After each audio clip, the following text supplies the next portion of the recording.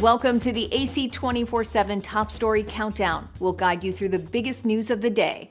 Our focus, advocating our rights, advocating equality, advocating health, and advocating Earth. Here's our pick for number 4. Just below a bustling Brooklyn interstate, this brick building offers shelter in the face of New York City's ongoing migrant crisis. We have 17 migrants that are staying with us, and so basically each bed is their living space. Sonia Ali helps run the Muslim Community Center, which she says for the last 9 months or so has collectively offered respite to 75 asylum seekers of all faiths as New York City struggles to keep up with the demands of housing nearly 45,000 homeless migrants. This organization does what it can to help shoulder that weight, all while hoping to live up to the guiding principle that's painted outside. As a Muslim, it's an obligation upon us to help house, migrants and people who are travelers, and basically we decided to, take that step. Ali was 5 when her family immigrated to the U.S. from Kashmir. I can definitely understand what they're feeling when they talk about, their families and their children that they've left behind, or their, wives or whomever it is that they've left behind. I understand that because I do have family members that are back home that are not here, and you do feel that sense of longing. So I understand that part of their journey and their situation. Ali says her community center is among the faith-based organizations that have applied to team up with the city of New York starting this summer. A local government official familiar with the city's planning tells CNN the city will soon announce the program that seeks to open up to 50 faith-based shelters starting in July, each offering about 19 beds. The goal, the official says, is to count on at least 950 additional beds for asylum seekers by the fall. However, institutions will have to meet building codes to house large groups, the official says. For Ali, that means installing fire sprinklers. This is something that might take a little bit longer than we expected. From what I was told, or what I'm aware of, is that there's 2 slots, June and September. We were hoping for June, but it doesn't look like it, so we're probably going to be approved in September. The plan to use some of New York City's houses of worship comes as the city and state are forced to get creative to expand shelter space. There's some schools that have empty dorms. There are some schools that are not reopening. There are former correctional facilities, which are not ideal, but that is space if we can change the environment. As some new and unusual options emerge, faith-based communities are already offering sanctuary. Spiritually, it has been humbling to hear the stories and to be able to know that we're making a difference in these individuals' lives. TheAdvocateChannel.com looks at the world through the lens of equality and inclusion. Subscribe, like, and share now. AC 24/7's Top Story Countdown continues with our producer's pick for number 3. This latest mission really marks another incremental but major step forward in China's ambitious space program as it ushers in this new phase of routine operations for China's self-built space station, the Tiangong, which means Heavenly Palace in Chinese. Now, it's worth noting that when the spacecraft docks with the Tiangong, we are seeing 6 Chinese astronauts, 3 from the latest mission and 3 already in space, in orbit at the same time. That is quite a feat considering the country's first manned space mission was only launched 20 years ago in 2003. That's the kind of great leap forward we have seen within a relatively short period of time. Now, the Tiangong itself, of course, was only entered orbit, the first core module, back in 2021, but by the end of last year, they had already completed construction of the 3-module structure, T-shaped, and already there's talk about expanding this into a cross-shaped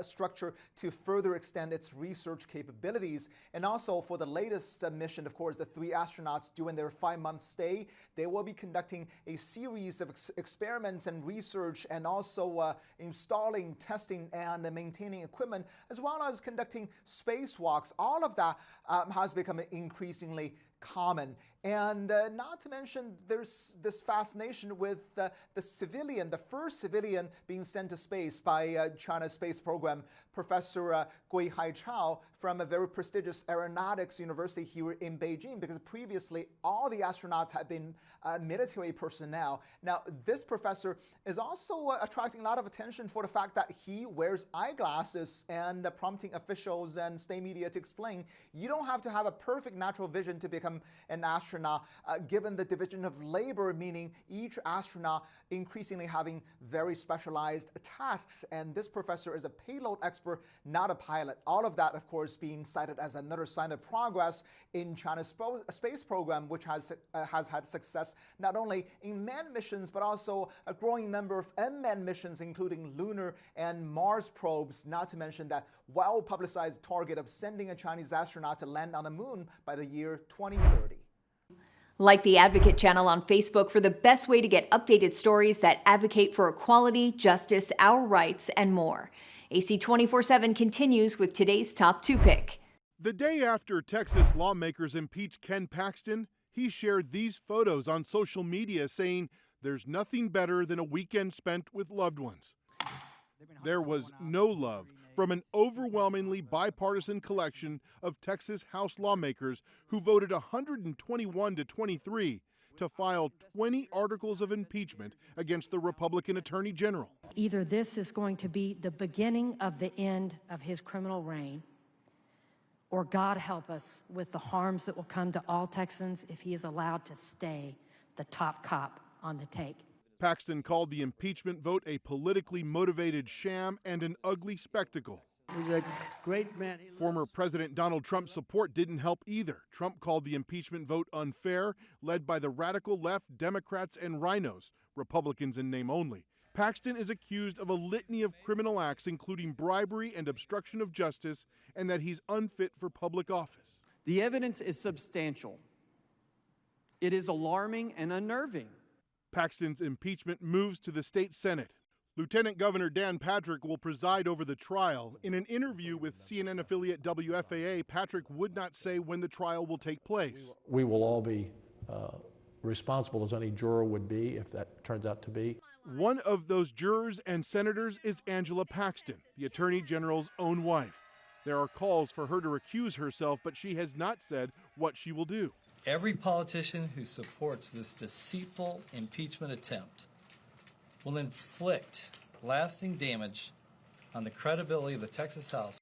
As House representatives prepared to cast their impeachment votes, some lawmakers say Paxton was vowing retribution for anyone voting against him.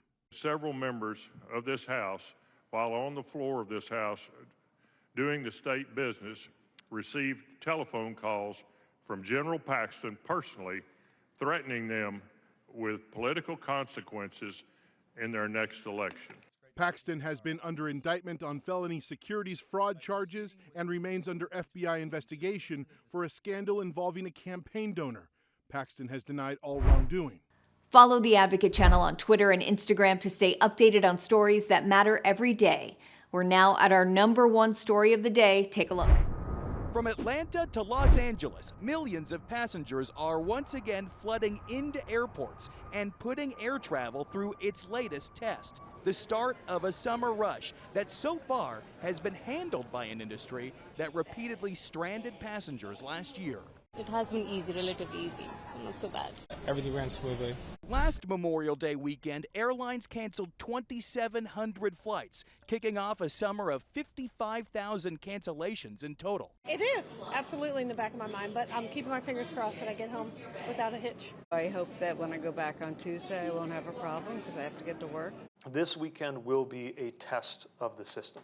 Before this rush, Transportation Secretary Pete Buttigieg warned airlines they must perform. Sunday, he tweeted that cancellations have been below 1%.